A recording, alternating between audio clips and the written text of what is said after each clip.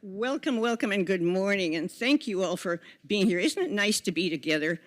It really is. Well, I did want to let you know that some of you come from as far away as Massachusetts. Someone here comes from Texas. Bravo. But thank you to all of you who aren't in the immediate DMV region who took the time to drive down today.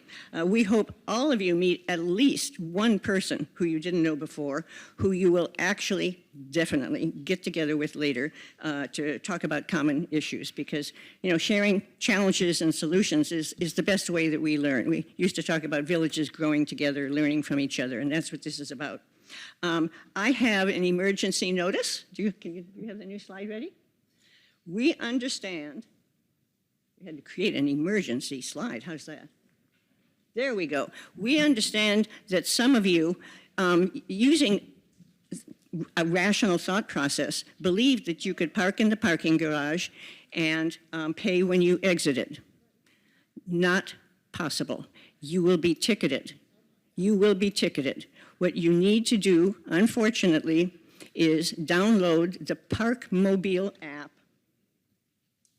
and write down that number, 361-0001 is the name of that facility. And it is too bad that sometimes technology makes things harder, not simpler.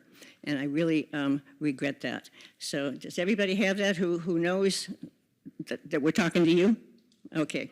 Okay, would you go back to the other slide, please? There we go. There we go. Okay. Well, I want to say some words about the program. You'll notice that there are words like, the future or, next steps or evolving. They're going to crop up in a lot of the discussions today.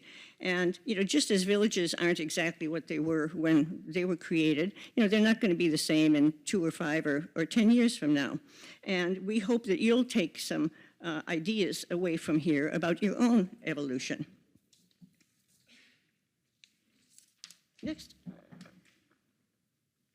Next, I want to give a special shout out to the Maryland Department of Aging, which is an enthusiastic supporter of villages.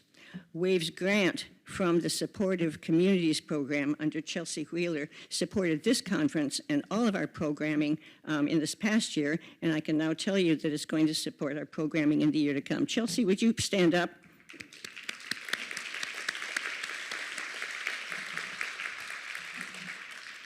Well, she is absolutely passionate about villages and making sure that the government does right by villages.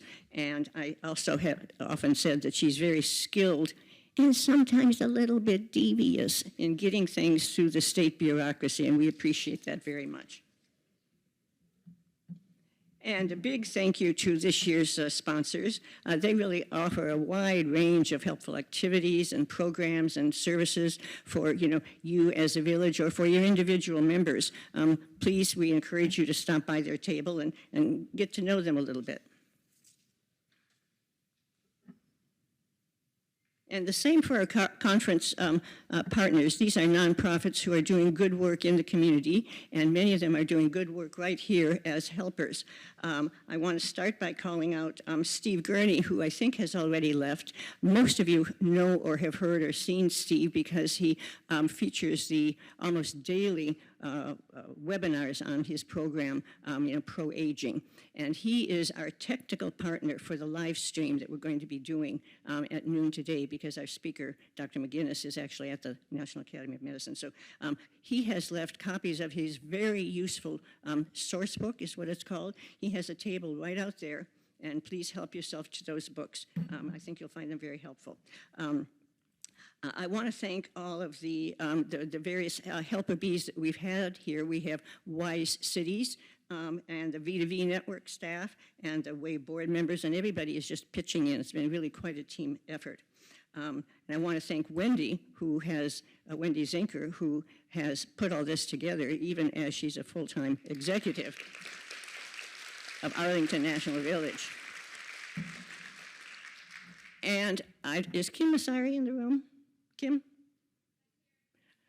Okay. Kim Masari is our new operations manager, and she is an absolute wizard. She's the wizard behind the curtain. She makes She made all of this happen, and she made it look pretty at the same time. So thank you, Kim. We're glad you're with us. Yeah. I do want to mention another of our partners. Julie Hambry has a table out there, and she's a bookkeeper, and she's our bookkeeper. And if you have a burning bookkeeping question, just walk up and get some free advice from Julie.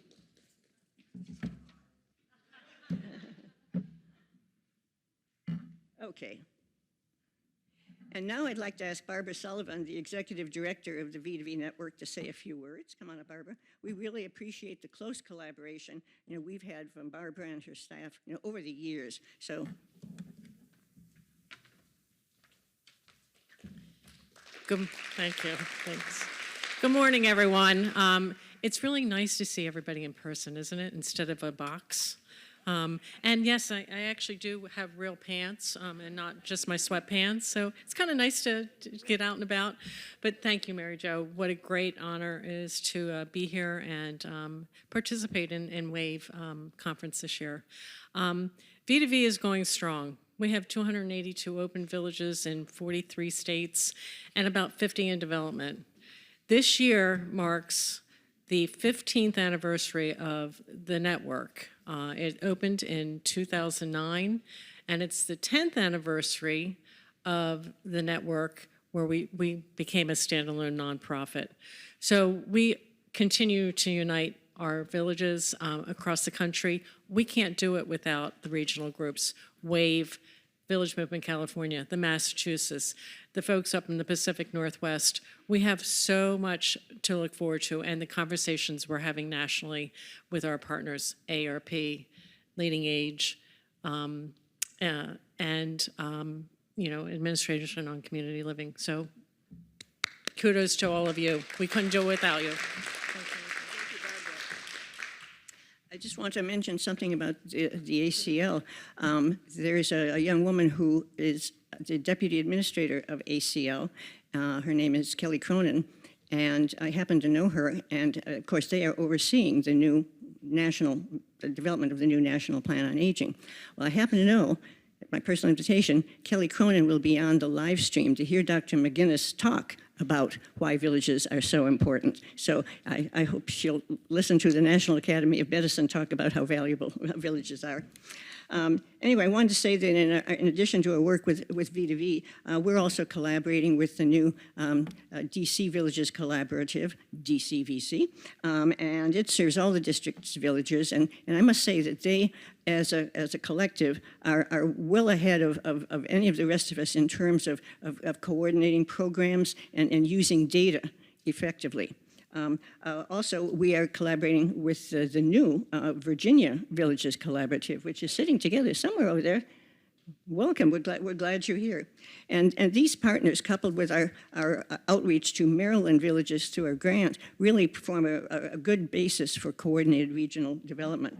And I do want to emphasize, like Barbara said, that with V2V and through V2V, we're all working on this common advocacy for moving villages forward at the national level. Now I'm going to paraphrase John Kennedy, and I'm going to talk to you about what we can do for you, but what you can do for us.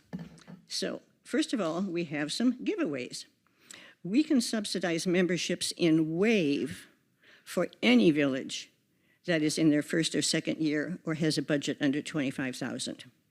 And thanks to our Maryland grant, we have subsidies for Maryland villages in either the National Village to Village Network or the Maryland nonprofits. And both of those, as you know, are really great resources. And you can learn more. You can email us at washingtonareavillages@gmail.com or approach anyone on the WAVE board or me anytime. And I'm easy to remember because I'm president at wavevillages.org. Okay, and we also have the Finishing Strong Award, which is open now. Member villages, WAVE member villages, of which by definition, if you're sitting here and you paid to get in, you're a WAVE member. How's that?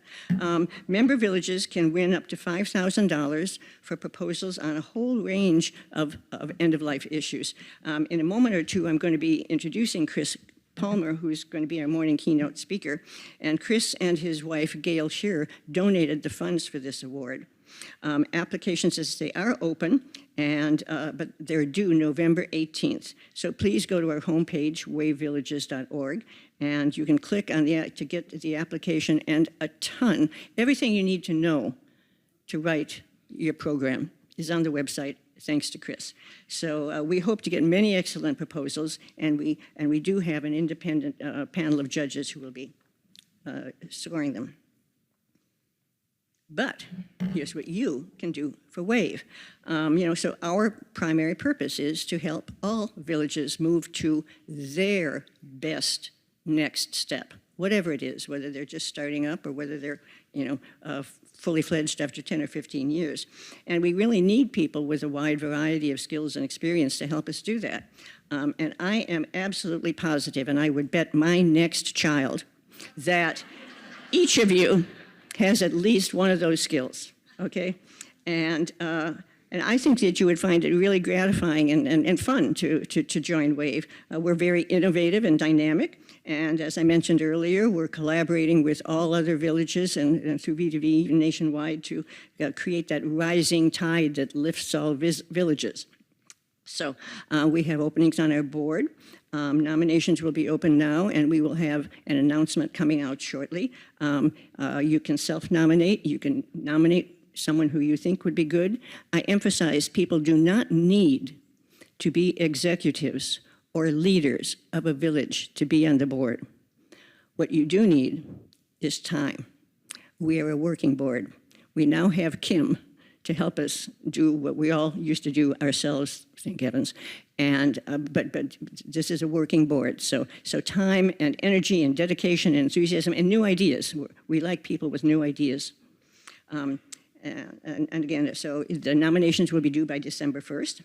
And I hope that some of you out there who have been working in villages for any length of time will consider becoming a mentor.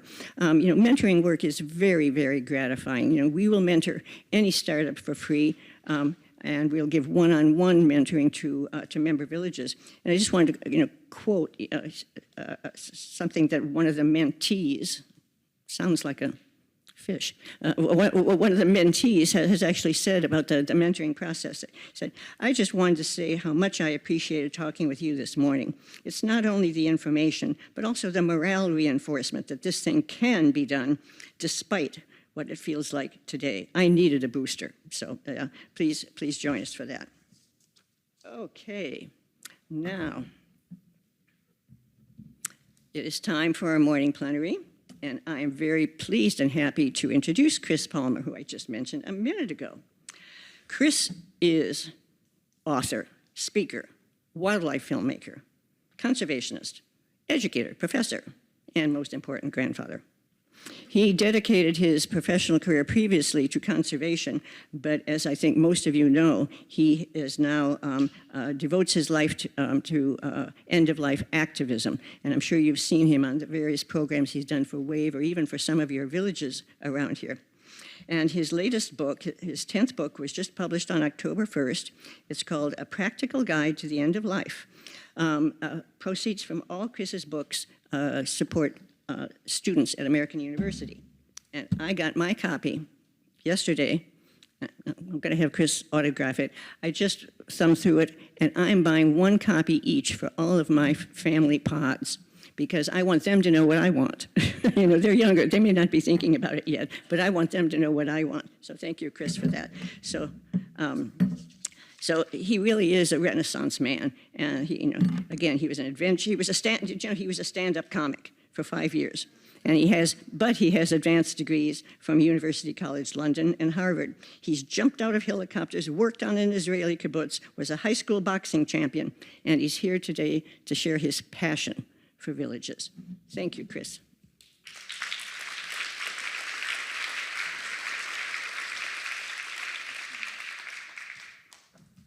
Well, good morning, everybody.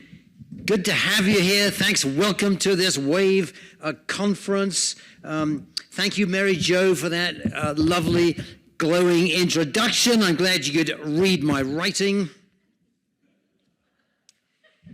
You all likely stepped away from hectic schedules to be here today at this WAVE conference. Your being here shows why the Village movement has come this far and has a strong future. Never, never underestimate the power and effectiveness of determined Village members. Now, last year's meeting was attended by people from as far away as Rhode Island and Florida. Now, please stand up if you are from Pennsylvania or further north. Stand up if you're from Pennsylvania or further north. Okay, oh, very good, very good. Okay, now shout out if you think you're from the furthest north. Just shout out your state if you think you might be from the furthest north. San Diego, that is not north, that is west. This is why the South lost the Civil War, because they got confused. Now, how many? Let's since we're talking about Confederates, let's go to the South here. How many people are from North Carolina or further south? Stand up, please. If you're from North Carolina or further south. Wait a minute. Okay. Now, and then shout out if you think you're from the furthest south. Okay. Texas? I've heard of Texas. We stole that from Mexico, didn't we? Okay, you can sit down. Okay, and then finally, please stand up if you are from anywhere outside the D.C. metro area. Please stand if you're anywhere outside the D.C. metro area. That should be quite a few of you. Very good, very good. Let's give them a round of applause. Excellent, thank you. And thank you so much for traveling all this way to get here today. Many villages are now sustainable, mature, and celebrating a decade or more of service to their community. And new villages are starting across the region and across the country, as we just heard from Barbara.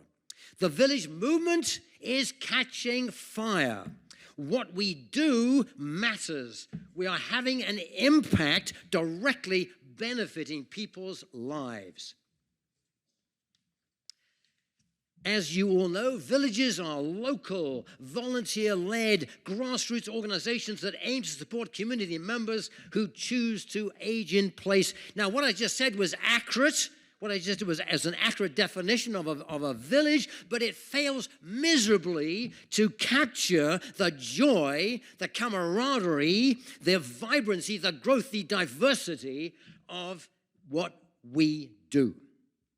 Villages promote independence, empowerment, and volunteerism, values cherished by people everywhere that go to the very root of what it means to be a good citizen.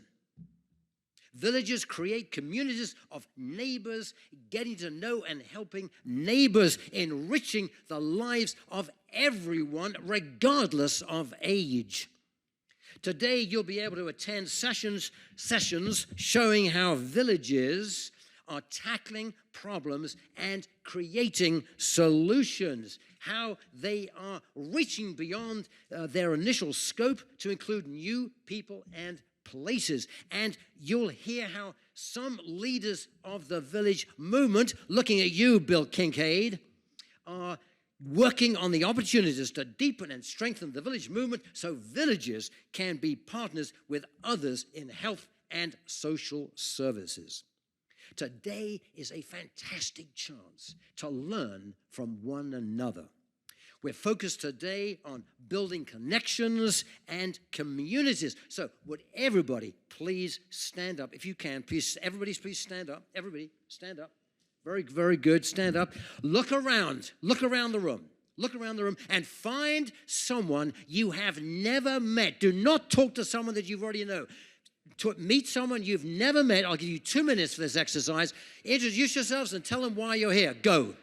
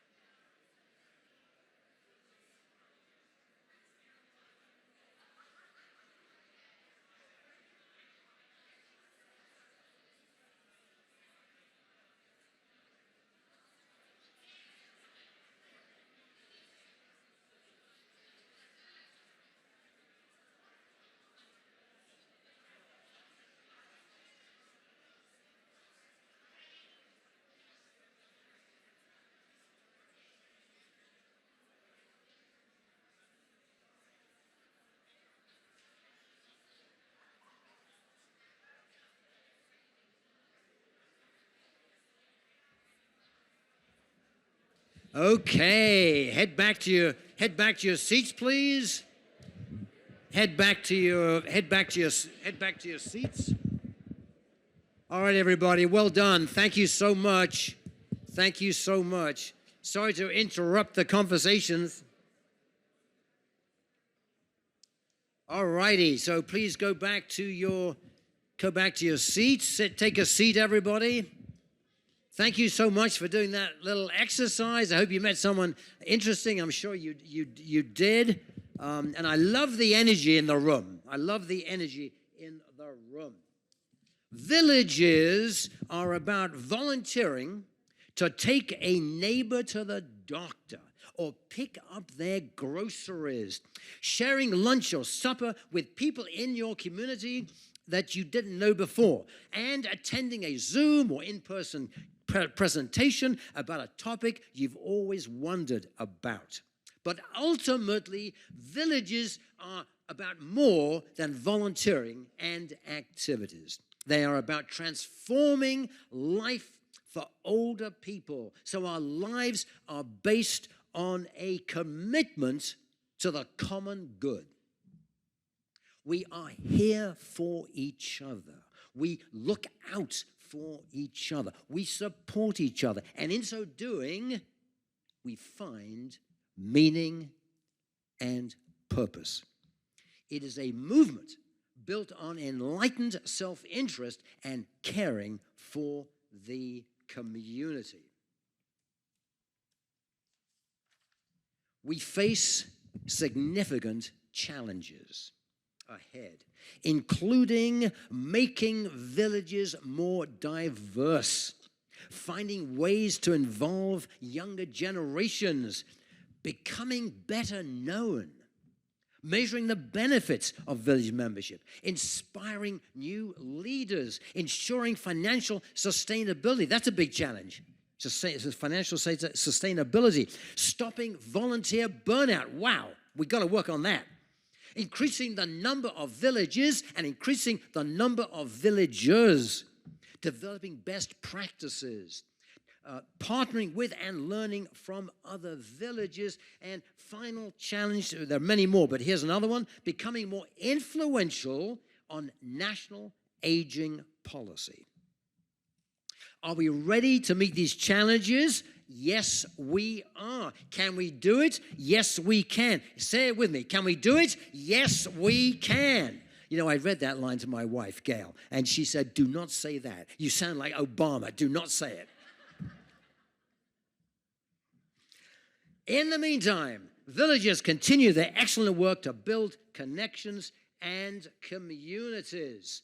One village member faced mobility challenges after a fall. Village volunteers stepped up to help her with transportation to medical appointments and grocery shopping. Over time, the member became more socially active, attending book clubs and lectures organized by her village, which improved her quality of life and restored her confidence. Another member who had retired from a high-level job initially felt lost and disconnected. Through his village, he joined a gardening group that revitalized his love for nature and involved him in a community garden project. The physical activity and the social connections he formed significantly improved his mental and physical well-being.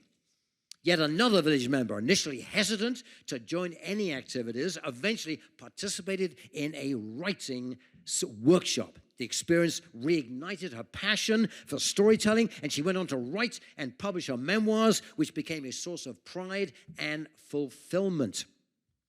These 3 stories showcase how villages can transform lives by fostering a sense of community, providing practical support, and encouraging members to stay active and engaged. They illustrate the profound impact of villages on enhancing the quality of life for older people. They emphasize the importance and effectiveness of villages and of making connections. Now, you're all sitting patiently listening to me, and I appreciate that, and I'm nearly done, but sitting too much is not good for anyone. So would everybody please stand up again? Please stand up, and stretch. Okay, and stretch. So put your hands above your head and just wave your hands with it and then roll your shoulders. Oh, feels so good. And roll your neck. Close your eyes and roll your neck. Now, stand on one leg like this. You can. Sitting on one leg like this. Whoa, okay, very good. Okay, and I'm gonna do a handstand for you.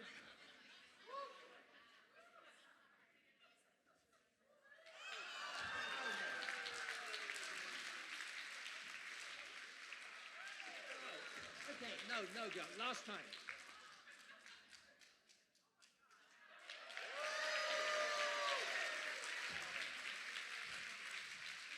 Okay, sit down, everybody. Thank you. Thank you.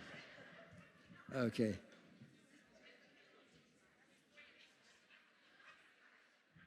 Mary Jo is saying all of you need now to do that.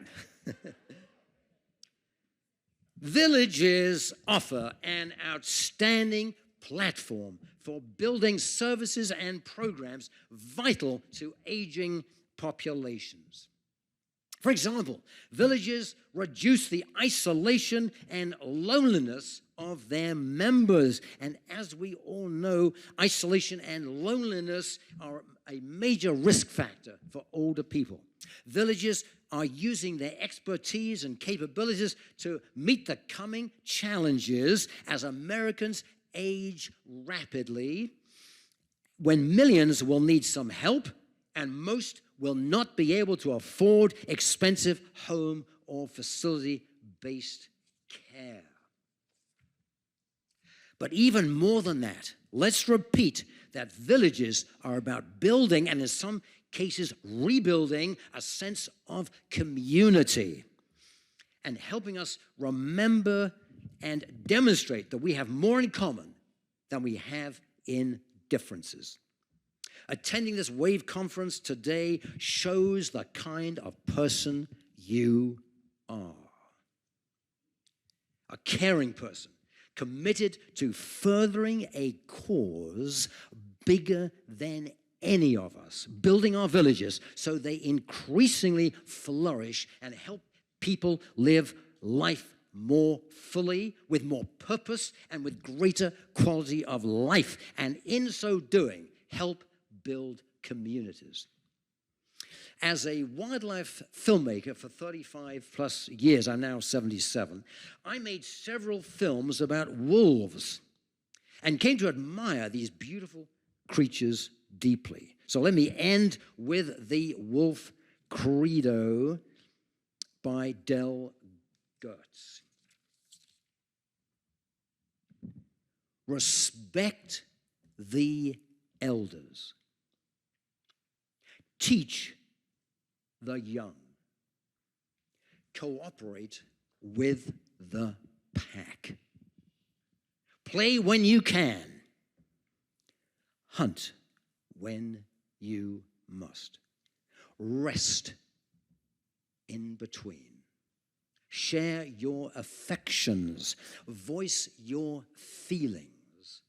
Leave your mark. All of you are leaving your mark by being here today and helping our villages to flourish. Thank you very much.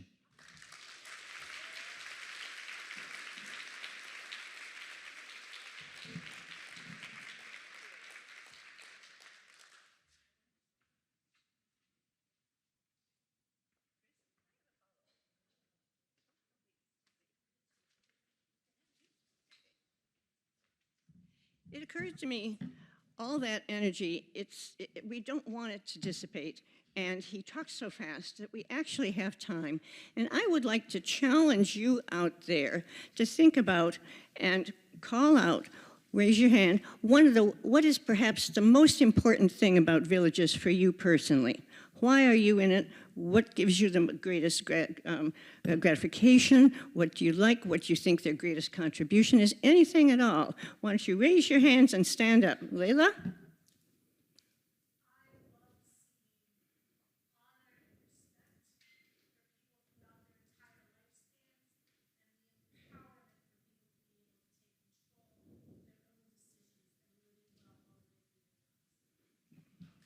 Bravo.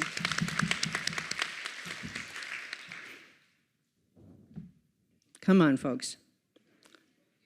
Oven, okay. Keeps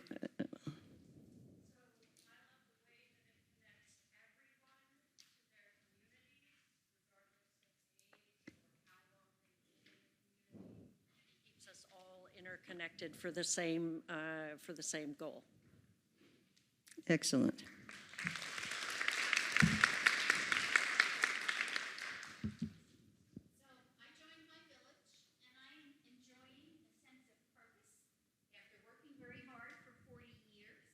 And reconnecting with folks that I have known while my children were going to school.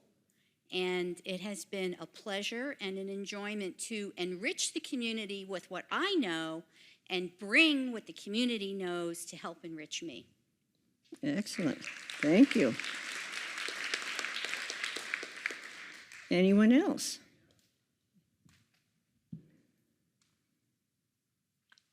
I see my own future in the people that I serve, and I admire their resilience in the face of the passage of time. And I see their creativity in leveraging every asset that's available to them to continue to live strong and independent lives. And it's sometimes tough going, but it's also a joy to serve this mission of helping people to live independently for as long as possible. Thank you. There's one in the back.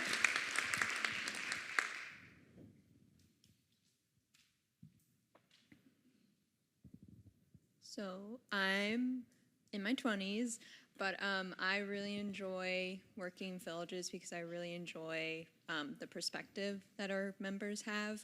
I was 5 years old when 9/11 happened. I was not alive when a lot of the major conflicts in the world happened, but it's very hard, I think, being my age and seeing everything play out 24/7 news cycle, and it really helps me to hear the perspective of people that lived in the world before me that also saw horrible things happen and also saw incredible things happen on the world stage. So I think that really helps me cope with what's happening in the world by hearing the older generation's perspective.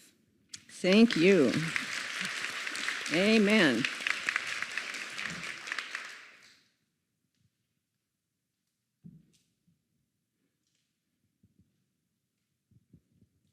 Well, I think it's gratifying that this country, which usually doesn't respect elders, unlike other countries, has found a way to show that respect and to do something for us elders. So it's a real plus for America that we're doing this.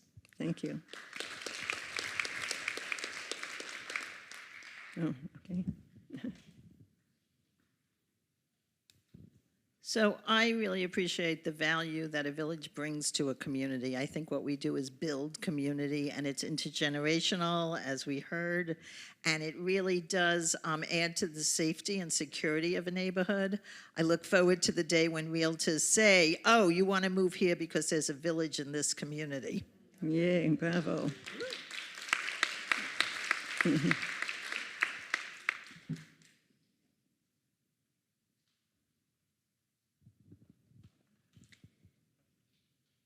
I have a kind of personal, I echo everything that everyone has said, but I have a personal motivation as well.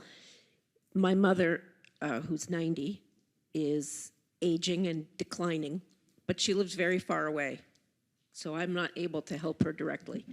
And for me to be involved in the villages, I just hope that someone else like me is there to help my mother when she needs it. Thank you.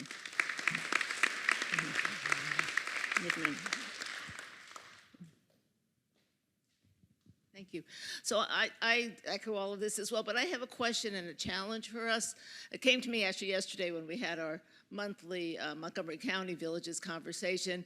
We talk about seniors, helping people thrive, helping each other in our own community, helping each other across the country. But are we the only ones who care about healthy aging among seniors?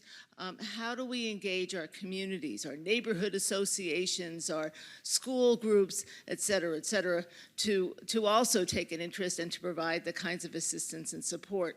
I think that ultimately there is no answer to making everybody age safely and in place, but we can be much more impactful when we move beyond our own sort of, villages are sort of a state of art, a term of art and sort of a small concept in a very large country with a whole lot of aging people. And so y'all are nodding your head. I'd be curious to hear suggestions, particularly from you, Chris, given your media experience, about ways that we engage other people in this kind of work. Okay. There's one there and then one there. Yeah, straight back, and then some over there. So shout out to Philadelphia. There's a few of us from Philly. For me, I relocated to Northwest Philly, and it was only through our village, the Northwest Village Network, that I was able to make real friends. And I know it's like that for other people that have relocated to Northwest Philly, but also for people who have been there forever, but their friends have either died or suffering from illnesses and dementia, and so they need new friends and they want new friends, and it's only through the village. Where else, if you're 76 years old, are you going to be able to make really, really good friends? The other is that I am watching our village really help people in the aging process all the way through from, we have people in their late 50s up to 99, and just watching people support each other. It's a real gift to be an observer and a participant in that. Thank you.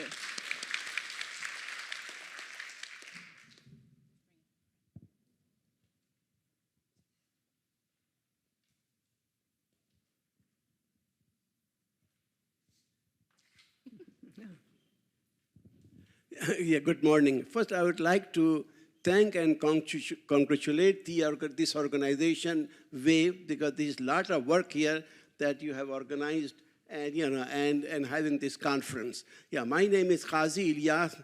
I am from Baltimore, Golden Age Village at Islamic Society of Baltimore.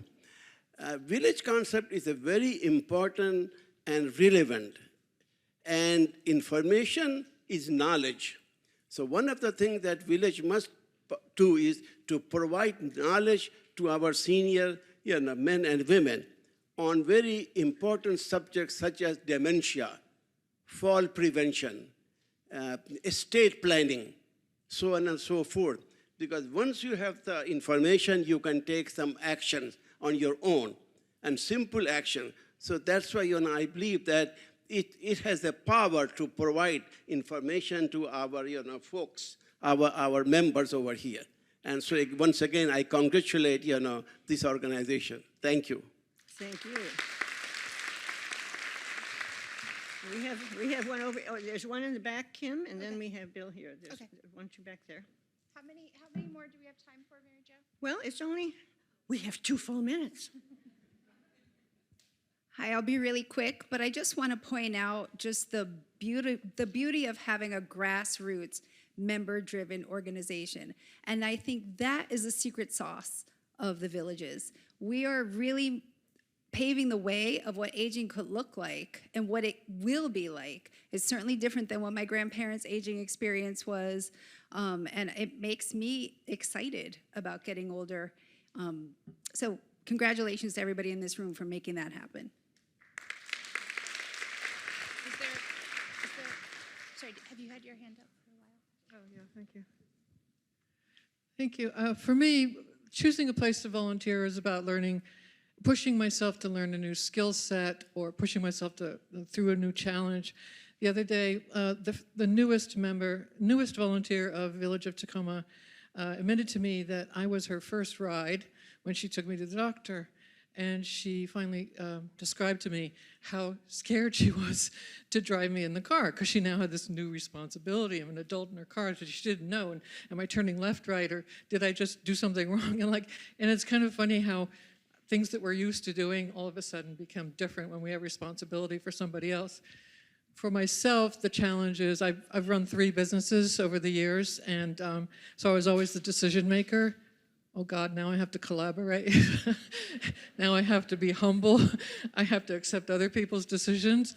This was my challenge. That's why I chose it. So everybody has a challenge that they're going through here, and even though it seems small to other people, it's like some of us, it's really huge. So anyway, thank you for the opportunity to push myself and other volunteers to push themselves. Thank you. Last, Thank you so much. last comment. Okay, we have time for one more, and then Seal, we're going to pass it to you, right? I value the process of aging and growing better and smarter with friends. Thank you.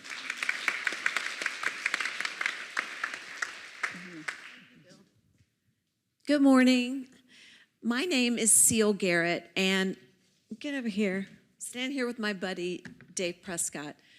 Dave and I joined the WAVE board 6 years ago, almost 6 years ago, and we will be finishing our tenure at the end of this calendar year. And there was another lady who joined the board when we did, and that's Mary Jo Deering. And I want to take a moment. Long time ago. If you heard the first part of the presentation this morning when Mary Jo just gave an overview of some of the things that WAVE has done in the past few years, you know we really ramped it up to the next level, and that's largely due to the leadership that Mary Jo has given us. Remember the days of COVID, we had to really, they were challenging times. We did more programming than ever. We did mutual support groups. We had more of our quarterly meetings. They weren't just quarterly, they were like every other month meetings. We've revamped our logo. We migrated to Club Express. We did all the wonderful things that Mary Jo's talked about. And I can say the 3 in-person conferences that we've had, 2019, last year, and this year, the work of a lot of people, but they probably wouldn't have happened without Mary Jo pushing us. So I just want to take a moment to honor all that she's done as our president for the past 4 years and to thank her. And our fellow board members, WAVE board members could come up to just honor Mary Jo, that would be great. Thank you. Oh, my.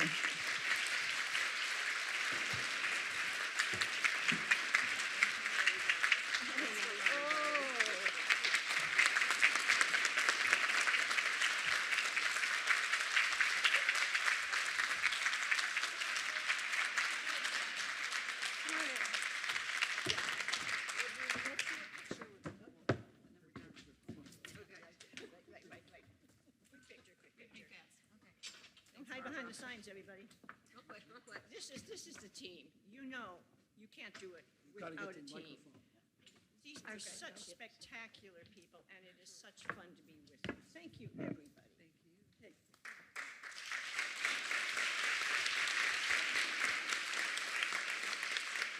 Okay.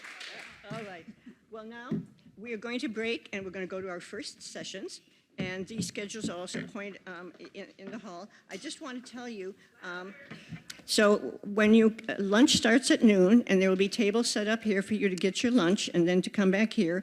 We hope you'll come in, and especially we hope that you will be seated by 12:40. So that everybody is sitting down and you can still be chewing. But at 12:45 promptly, we will start our live stream remotely from the National Academy of Medicine, so we don't want people still bubbling around. But anyway, thank you very much for coming here. And thank you, Chris. Didn't he elevate the energy in the room?